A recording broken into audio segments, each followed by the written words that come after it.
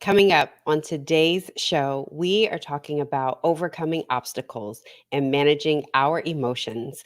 You don't want to miss this. We have a very, very special guest today. So we'll see you in there soon.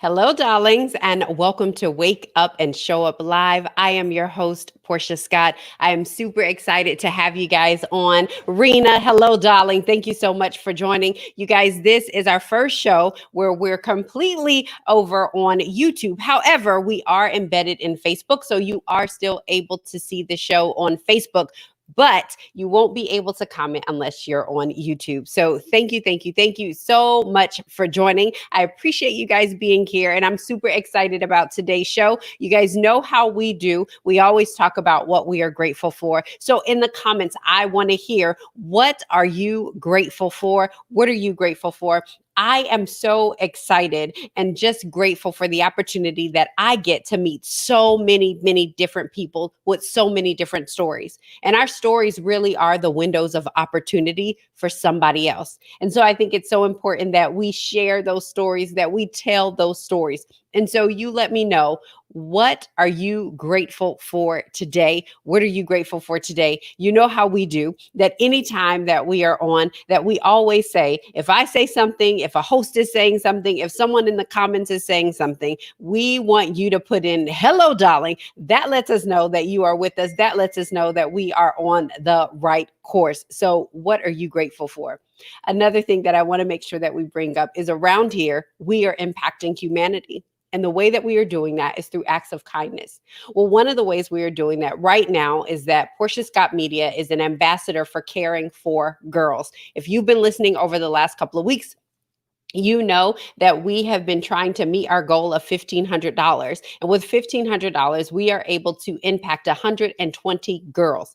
Caring for Girls is an organization that provides sanitary hygiene and towels and necessities that girls need in South Africa. The research shows that 51% of girls miss school because they don't have the hygiene products that they need. As a mom, as a woman, I've never had to worry about not having the sanitary towels, the sanitary napkins, and the hygiene products that I needed for my monthly cycle. And so we're partnering with Caring for Girls so that we can make sure that women do not have to miss school, that women do not have to be delayed in any way just because of their monthly cycle. And so listen, for a small gift, you can give small or big, but for a small gift of $21, you are able to support one girl for a whole year.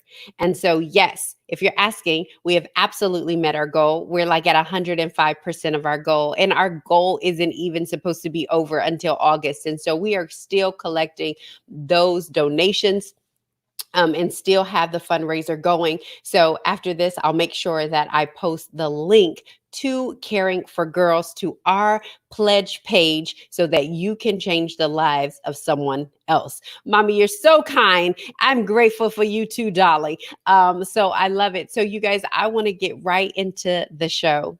And so the person that we have coming on, I actually met her because I was tagged into a live that she was doing. And when I heard her talking about emotions and controlling those emotions, I was like, I want to have her on this show. And so I'm excited because she is an intentional parent to one son, Darius. Out of her passion of purpose and pursuit, she teaches others how to steward their lives while ministering to the hearts of singles and single parents as part of her kingdom assignment. I love that. And so I know that she is going to be such a blessing to this community, such a blessing to all of us. So if you would help me in welcoming Savannah Samples to the show. Hi, Savannah. How are you? Hello. Good afternoon. I'm so honored to be here. Super excited. Oh my goodness. Thank you so much for joining. So we always do this. We always ask our guests, what are you grateful for? Oh gosh, that's super easy. I am grateful for the grace of God. I'm grateful for the grace of God that actually manifests in my life in the form of a second chance. So Oh, I'm I love grateful that. most for his grace. I absolutely love that. I love, love, love that. So let's dive right in to the content and talk about it. One of the things that you said you kind of coined yourself is an endurance expert. And so, why did you choose that? I mean, that is so powerful in itself, and I could think of a thousand things, but what made you kind of coin that endurance expert? Ironically, people began to call me that, right? So just by sheer fact of the things that I've been so fortunate and blessed to endure, from abuse, molestation, abandonment, divorce, miscarriages, imprisonment, just all kinds of adversities and the things that would typically stop us, stunt us, or stagnate us. And, you know, just by the grace of God, again, you'll hear me say that a lot because it is nothing but by God's grace that I've been able to endure. And so anything that you repeatedly do and you do well and you do to the point of fruition, there's so many hours that you have to engage a topic, a subject, or an area that would deem you an expert. Right. And I've exceeded those hours. And so there you have it, endurance expert, the ability to encounter the things that were intentionally designed to either stagnate or stop you, but being able to tap into something greater than yourself and keep going, and not only keep going, but then to be able to thrive. I love that. I absolutely love that. I think a lot of times when, we see somebody, we see someone showing up in who they are now, we Mhm. don't often know the story behind it. And it's easy to say, oh, well, yeah, she can be the endurance, expert because she hasn't really been through anything, or look at her, she's so happy. How can she do that? And so, even when I saw you talking about emotions, I didn't know your story, right? I didn't know what you had endured. I didn't know all of that stuff was part of your story. I just saw what now looks like this chapter in your Mhm. life. And so, for someone that's kind of going through that, I really want you to kind of tell your story about how did you pick yourself up after being incarcerated? Because I have to say, when I saw you, I was like, there is no way. Like when I saw you, but when I read it, I was like, there is no way she's ever been incarcerated. And she comes out to start this school and to help people with purpose and to do all of the things. So, talk to us a little bit about that. How did you pick yourself up at probably what we would deem the lowest part? How do you do that? Quite honestly, it was the lowest part of my life, but um, it was the lowest part of my life because it was the launching pad for who I was actually supposed to be in the first place. Me being incarcerated was the result of being derailed and being distracted. And so to answer your question, how did I pick myself back up? I didn't. God did. Mhm, That's the mhm. he's the secret sauce. And I will never get tired of giving him honor and glory because every tool that I have, every resource that I have, the fact that people can look at my current life and the fire that I've gone through be revealed to them, and they realize that I don't smell like smoke, is all to a testament of who God is and how God is, and how, if we allow Him to, He can put the pieces together and it all makes sense. It all brings Him glory. So, what happened for me was when I was released from prison, I was inundated into a community of faith and of support. That's really what the catalyst for piecing my life back together again comprised of. And so um, I wasn't supposed to be able to become a beauty industry professional, but I was able to go to beauty school. I was able to get my license and then later get another license and go to college and finish my degree and start businesses and those particular steps were Mhm. all just kind of drenched in his favor, you know, Right. and it was because of those components that I was able to keep going. That's the thing. I think so many times when we're confronted with things that are designed to derail us, we stop. And Yes. so you cannot consider yourself a person that has the ability. You'll never know what you're able to accomplish if you keep stopping. Right. That's so And good. I refuse to stop.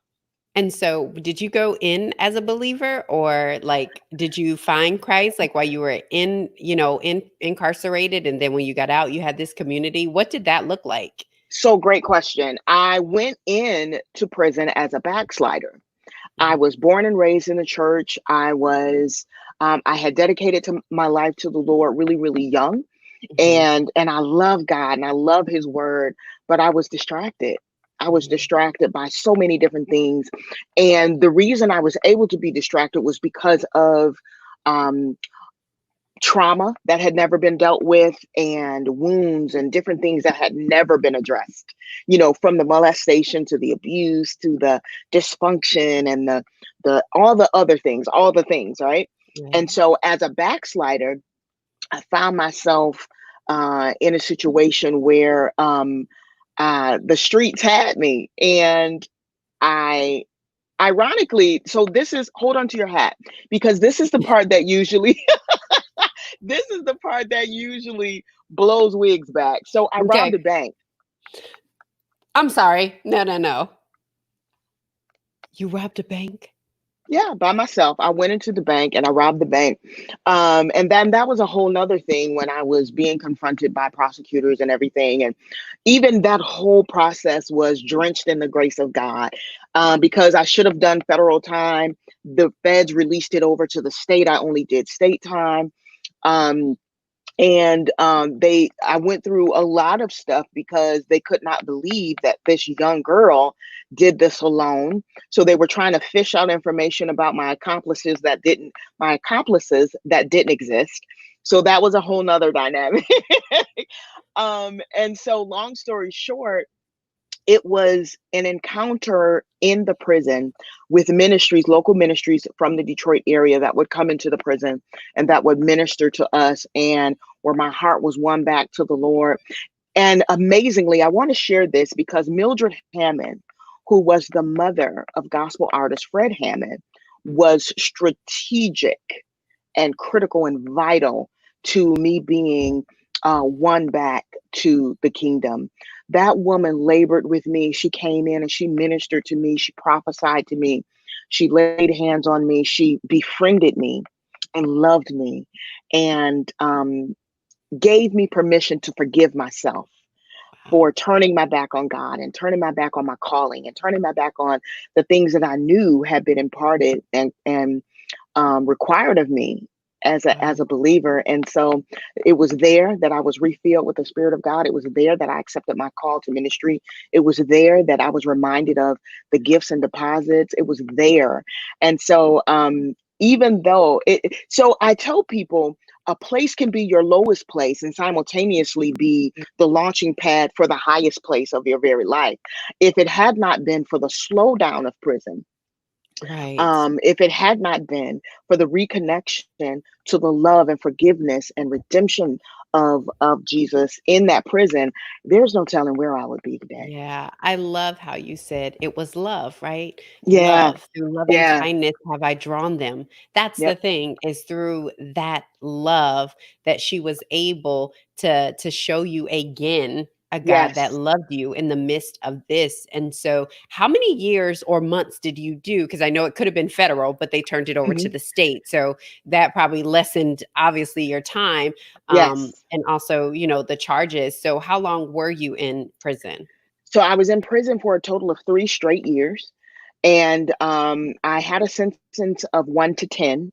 And then I had a mandatory 2 years that I needed to do for the gun that I had. So I was a good girl. And I didn't have to go beyond the minimum of 3 years. Years. Yeah. That was a testimony in and of itself. Like I said, just by sheer fact that it was state time and not federal time. Right. Bank robbery all day long as a federal offense. And so it was nothing but the grace of God and the prayers of the saints. And so I did 3 years, and then I did 2 years on parole, where I began to, get assimilated back into society again, Mhm. and all of those different things.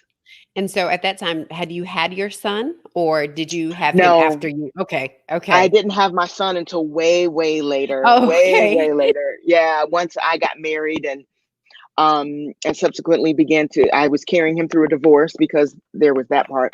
So there's many, many ups and downs and I dips and turns. know.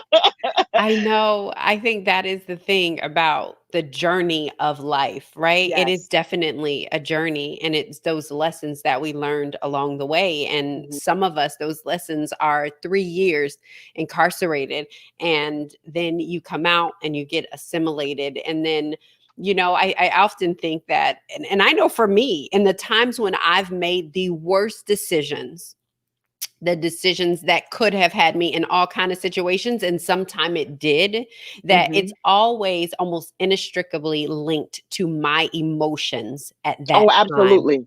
Absolutely. It's either fear or desperation or Mhm. exhaustion over Mhm. whatever it is. It's always linked to Mhm. those emotions. And Mhm. so, as you're now this endurance expert, how do you talk about, how are my emotions linked to the results that I want to see in my life, right? Because I obviously I don't want to do those things, but how do I control that? How do I manage those emotions? That's a great question. The very first thing I really, really try to communicate with people is that, especially if you're a believer, it's a little different if you're not. But as a believer, if you're a believer, then you have authority over your emotions. And I don't think that we talk about that enough, to the degree that people really understand it, receive it, and then walk in the authority that is theirs.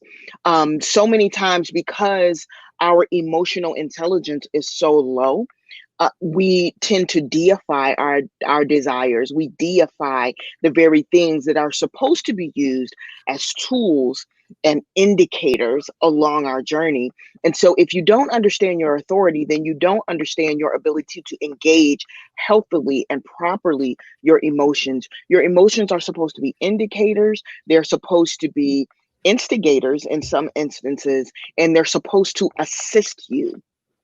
Hmm. And if you don't understand your authority over those processes and your ability to discern the differences between them, then they end up ruling you. So your soulish man becomes so empowered over your spirit man, and the authority that you have over all of that is skewed. And so you live a life out of whack and out of balance and out of sequence and out of authority. And so it's fruitless, and you end up in cycles of dysfunction, cycles of fruitlessness, cycles of despair, cycles where you are under so much more attack than being in the opposite position of being able to counter and war properly and war well and war victoriously. And when you don't understand that dynamic, you find yourself subject to all kinds of onslaughts, and the next thing you know, you're down on the mat, child, and you beat up and beat down and toe up and from the floor up, and it's a mess. Right. It's a I love mess. that. I love that. And so, what are some tools or, boundaries that I can put in place? Like you said, they're indicators and they're Hmm. instigators. And so, Hmm. it's really understanding. For me, I always like to say I'm an emotional eater. And that Hmm. means that I eat under any emotion. I eat when Hmm. I'm stressed, when I'm happy, when I'm Hmm. excited, when I'm sad. Hmm. Like I Hmm. just Hmm. eat, right? Because Hmm. I enjoy it, but I know when that emotion is, I'm eating not because I'm hungry, but I'm eating because I'm overwhelmed, right? Because Hmm. I feel the emotion, it's coming on, and I'm like, go grab a cookie, girl, because what I'm going to eat is sugar. It's not going to be like salmon and salad, it's going to be Hmm. sugar. It's And a coping mechanism. exactly. So, how do I put healthy parameters in place when I realize that those emotions are happening, and seeing those as, triggers really? Hmm. Um, to alert me. So what are some of those things that you have that we can use? So identify and being able to actually tap into what I mentioned before, which is emotional intelligence. And all that is the ability to see. Sometimes we can't see. Sometimes we have not developed the ability to see or understand and identify properly different emotions. We misidentify. So we respond inappropriately. For instance, like I just recently lost 33 pounds. Ooh, Thank you. And I'm on the journey to release these last 15.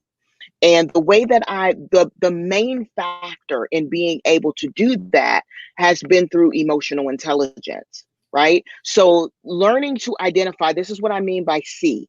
When you learn to identify the difference between loneliness and hunger, despair, hunger, overwhelm, hunger, stress, hunger. If you're not able to properly identify, bringing up your emotional quotient to the degree that you can see properly, identify properly, so that you can apply the necessary resources and tools properly, then everything will be hunger. Everything. Stress right. will be hunger, this defeat will be hunger, tiredness will be hunger. You will eat through what you're supposed to be processing through. So what people can do is to engage intentionally learning about emotional intelligence. That's critical. And if you have a healthy biblical understanding of your authority over your body, over your emotions, they're going to work in tandem. So if you understand your authority and then you get the natural understanding and emotional quotient of emotional intelligence, they work together. That's part of what a lot of believers don't understand to be wholeness. That's what he Right. means in scripture, where um, the Father says, I would above all things that thou might be in health Hmm.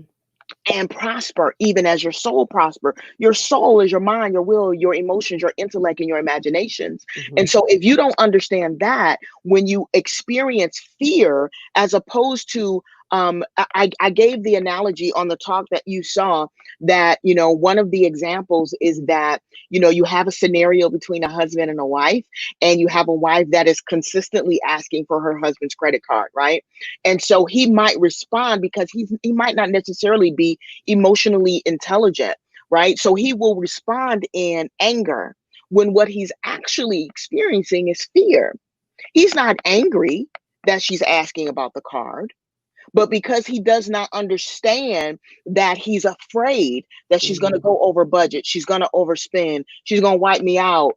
And it might not necessarily even have anything to do with her. It might have everything to do with his understanding of financial literacy, his lack of communication with his wife about financial things, his childhood trauma surrounding finances. He might have a poverty mindset. He might have unaddressed things dealing with how he was brought up surrounding money. And so when she asks for his card, it's a trigger.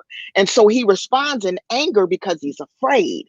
And so because he's not emotionally intelligent, she then, if she isn't either, she will respond to the anger. But if she is, she can cut the cycle and she can address the fear. And it's really simple. If she's emotionally intelligent, what she can then do is bypass the anger and reassure and quell the fear by simply Right. saying, sweetheart, thank you so much for trusting me with your card. I remember we're on a budget. I'm not going to go over, okay?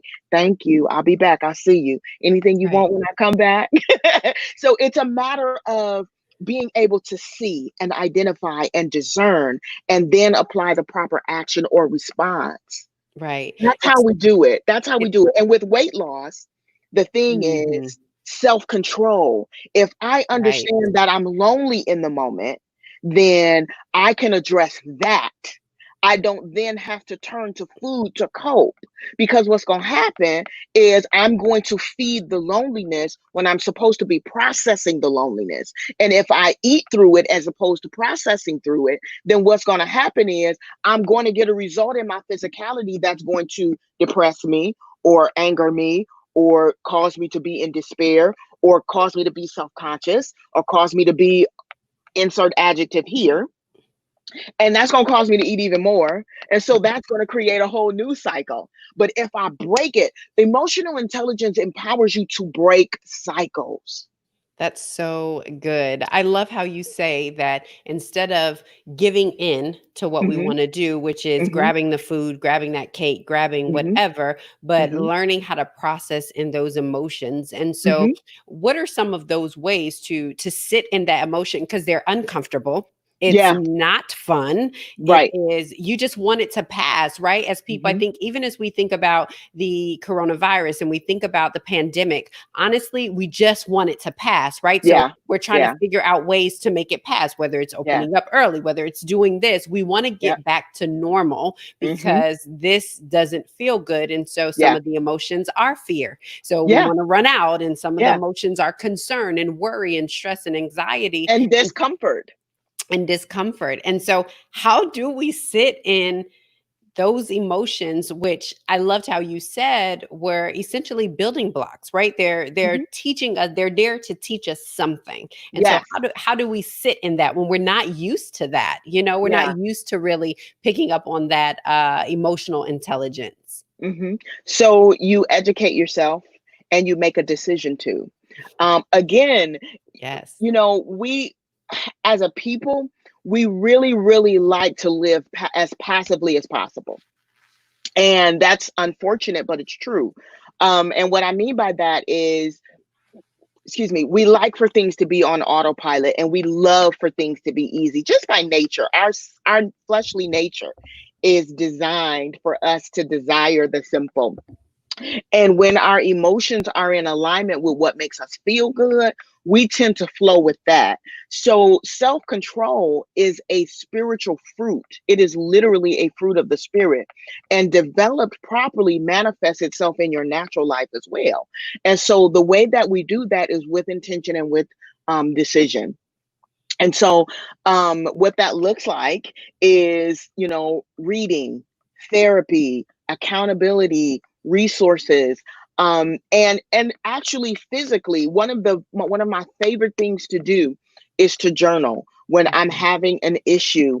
Like in dating, I'm single again, and being pursued and sought after for relationships, I have to process every single day, every single situation, because otherwise I'm tempted to do what I'm used to doing. That's what a pacifier is. A pacifier takes you through the motion without giving you any kind of gratification. It's empty promises. Mm, mm, Think mm, about mm. it. That's That's so why good. yeah, you think about why a baby gets so frustrated and throw that thing clear across the room because you're gonna quit sticking this thing in my mouth and ain't nothing coming out. And so it's a cycle, right? And so the baby throw it down and you pick it up and you rinse it off and you put it back in the baby's mouth. How retarded is that? How retarded is that? But we do it, right? Because it's Mhm. normal and it's acceptable and we're told that it's okay. But as opposed to engaging the child, and I can say that because I did it. My son did not take a pacifier. I had to learn how to engage him. And now at 16, he's not real good with a whole lot of other pacifiers, if that Right. makes sense. Yeah, that's so good. One of the things you talk about is intentional. We talk about living intentional on this show all the time Hmm. because we can't put our lives on autopilot, which is how we get into these situations where we're not showing up, where we're just like, okay, life, you just live it for me. Like Yes, I have these dreams and goals, but but somebody's just going to fall out the sky and give me this, or this is going to happen. I say it all the time that, I have always been one that's been like a dreamer, and I see this and I want this goal. But for mhm. a very long time, I thought, oh, I just need to be a good person. Like good things are going to happen to me. But good things, I mean, bad things happen to good people all the time. All And the it time. really, and it really is. I love how you say you got to make a decision. And it's very hard, even as believers, Absolutely. to say you have to make a decision. Salvation Because, is, in fact, free. but it's based on a decision. But it's based on decision. It's based on a decision. It's based on working the work, right? And Yes, so yes. it's so funny because I just loved how you said that. One of the things you say in your bio is that you're an intentional parent. And Absolutely. so, after, coming out of prison and rebuilding your life, like, is that when you were like, listen, like, I was intentional about going into that bank, Hmm. and right, we were intentional about these Very, decisions. very. So have you now built your life on that same kind of premise of being intentional? I'm an intentional parent. I'm an intentional single. And Yes, really, what does that mean to you? Like, being that intentional parent, being that intentional person, what does that mean to you? that's a great question. It means being accountable and it Mhm. means being aware. If you're aware, then you can be accountable. Um, we cannot combat what we won't confront, right? Oh, So mhm. my son was an amazing catalyst to the second part of my life. He entered my life at a time when, like I said, I was going through a divorce. And what probably was designed to break me yet again was an amazing miracle because I had had several miscarriages and I was told that I couldn't have children without medical assistance. I was told that I was always told that I could conceive, but I couldn't hold. So I would lose children. And so the fact that my son, I didn't even find out I was pregnant with my son until I was well into my second trimester and almost in my third. And so Wow. his entrance into my life caused me to make a decision. Think about this. I was forced to confront, was I going to focus on divorce or was I going, which was the end and the death of a thing? Or was I going to focus on life and the miracle of a thing? Mm. Can you guess which one I chose? Right. And it does not mean that I checked out of that Absolutely. process. It does not mean that I ignored it. I fully went through that process, but my focus, my energy, my intention, it showed up in the area of parenting. It showed up in the area of healing. Went to therapy, did the work so that I could be healthy, not no longer just for me, but for him as well. And so I think it's really important that we understand that awareness comes first and then accountability comes second. You can't combat what you won't confront. If you choose to live a life willfully blinded about the things that are in front of you, then you get whatever result that you allow, as opposed to confronting and combating and constructing a life that actually works for you, constructing a life that you're actually designed to engage head on. And we discount our abilities so much because we don't do the work. We don't feel deserving. We feel like this is how it's supposed to be or this is how it's gonna be. Child, please. I wish I would. Mm-mm, Right. mm-mm. Anybody got time for that? Mm-mm.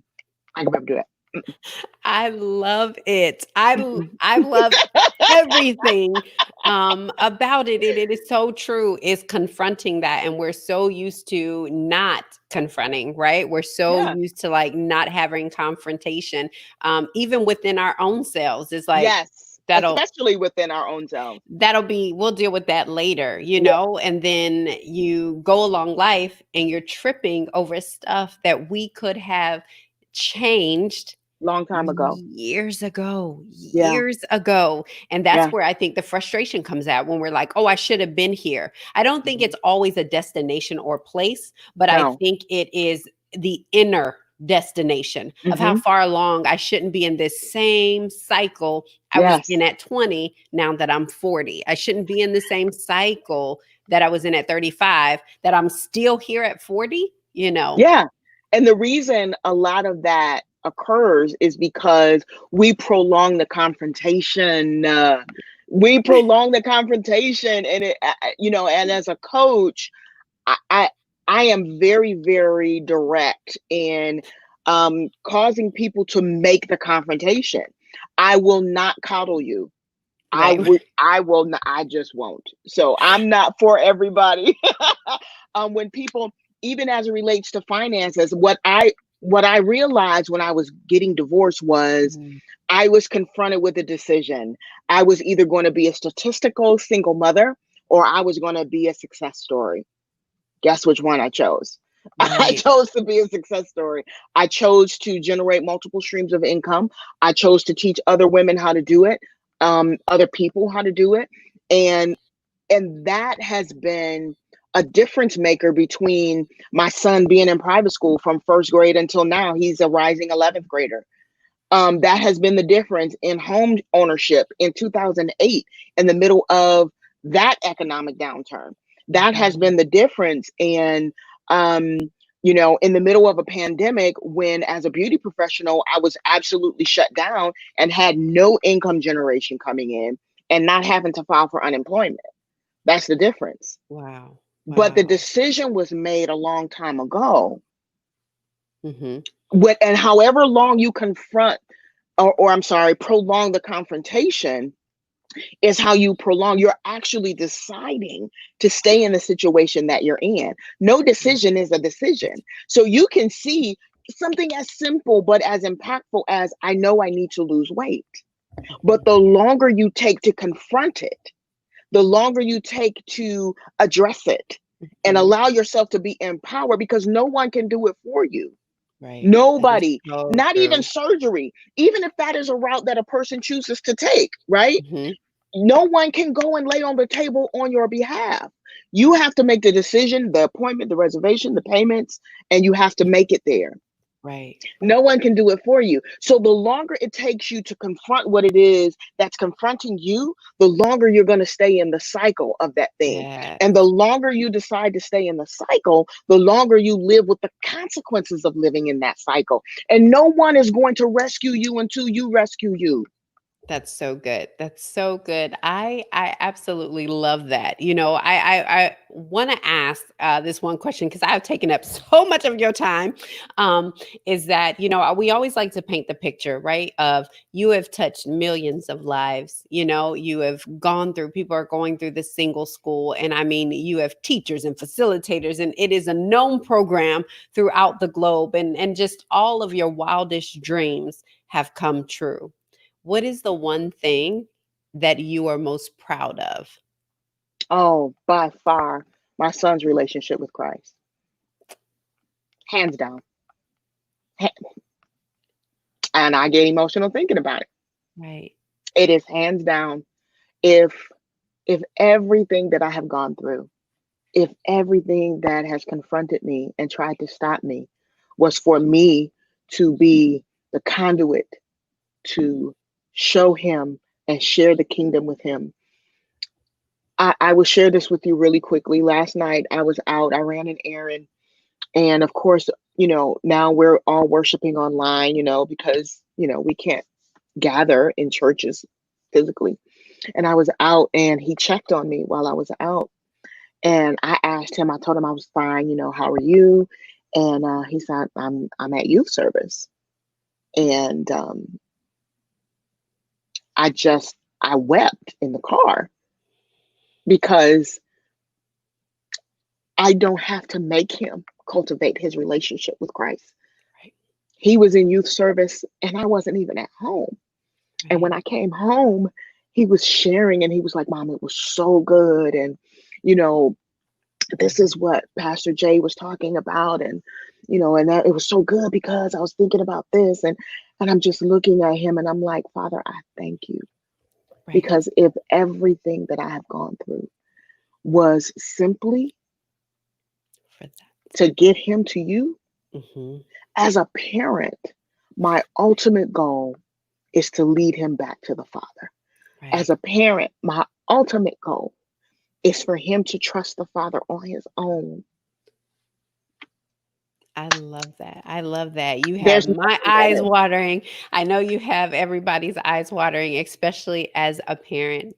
I think that's so important that at the end of the day, especially as a parent, is to be able to look at your children and to say, wow, you love Jesus, not because of me, but because of you and because of who he is. And so if my if you being able to look at me is a mirror into the window of the love of Jesus, I've done my job. I've done my job. There's no greater and I've helped people generate thousands in income. I've helped single mothers see their purpose and their passion, and I've been so blessed and honored and fortunate to be able to do those things. I've caused women to see their physical beauty through the Mhm. beauty industry. Um, but there is nothing greater. There is Right. absolutely nothing greater Um, than coming home and my son telling me the scripture that they, you know, I and telling know. me he can't wait to get back to church, and you know what I mean? Like It's nothing can beat beautiful. that. It's a Nothing can beat beautiful that. thing. I'm So, sorry, I done got all wet you have all over. blessed us. It is fine. It is fine. This is a safe place. This is a safe Ooh, place. child. Um, how can we stay in touch with you and all of your awesomeness? Oh, thank you so much. Across all social media platforms, I am Safana Samples. And you can send me an email at contact@safanasamples.com to be added to our mailing list, to be made abreast of my book launch and all of the wonderful things that are in the works and happening very, very soon. I would love to have you. Excellent. Thank you so much, Safana. Thank you so much. Thank You you for guys, this having is me. incredible. She just said she's launching a book in September. Head over to send her an email at contact@safanasamples.com. You can go to her website and see all the things. Look her up on IG and Facebook, so you can hear more of her content and more of what she does. Safana, thank you so, so very much Thank for being you. on the show. Thank you for blessing us. This was incredible. Thank you Thank so you. much. Thank you for Thank you. having me. Thank you. So, you guys, I'm super excited. To have guests on and to be able to bring content like that. I know people, Trey is on. Hello, darling. Thank you so much for joining. He said, God bless you. God bless you, Safana. Wow, you planted a seed and now you can see the fruit of the harvest. Yes, yes. Rosetta from Texas. Hello, darling. She says yes. Michael says yes. Cynthia says, good morning. It's good info. Ty from DC. Hello, darling, says that's good medicine. This was such an incredible interview. I knew you guys were going to love it. I knew you were going to soak up everything. So before we go, there's a couple things that I want to put out. You guys know today was supposed to be the cutover. I was taking the Band-Aid off and we were going straight to YouTube. So a lot of you guys got on late. Why? Because you guys are not subscribed to Portia Scott Media on YouTube. And so I need you to run over there. I need you to subscribe to Portia Scott Media on YouTube, because that is where we'll be. That's where we'll have our lives, this weekly show, as well as the Wake Up Well show with your weekly COVID-19. I know some of you guys love that show. If you were on yesterday, we got to hear Marty's story about his recovery from COVID-19. He's a co-host on that show. And who would have thought that one of us would have gotten the virus? And he tells about his recovery story. So if you haven't seen that, you can definitely go back. But I need you to go follow us on YouTube at Portia Scott Media. And the reason why we're over there is because it gives us more reach. It gives us the opportunity to scale more and to do different things. So you guys head over to YouTube at Portia Scott Media. As we talked in the beginning, I mentioned that we are part of Caring for Girls. And what we're doing over there is that we are helping, we are supplying sanitary napkins and sanitary hygiene supplies for girls that need them. So I am putting the link right now in the comments so that you can go, and that we can help as many girls as possible. So initially, when we started to do this, we said that our goal was $1,500. We have met that goal before our 30 days. You know, within the first week, we were already at 80%. And so we are so excited and happy. So if you guys will join us into helping us just increase that even more for $21.99. That is how much it takes to supply feminine hygiene sanitary products for girls so that they don't have to miss school.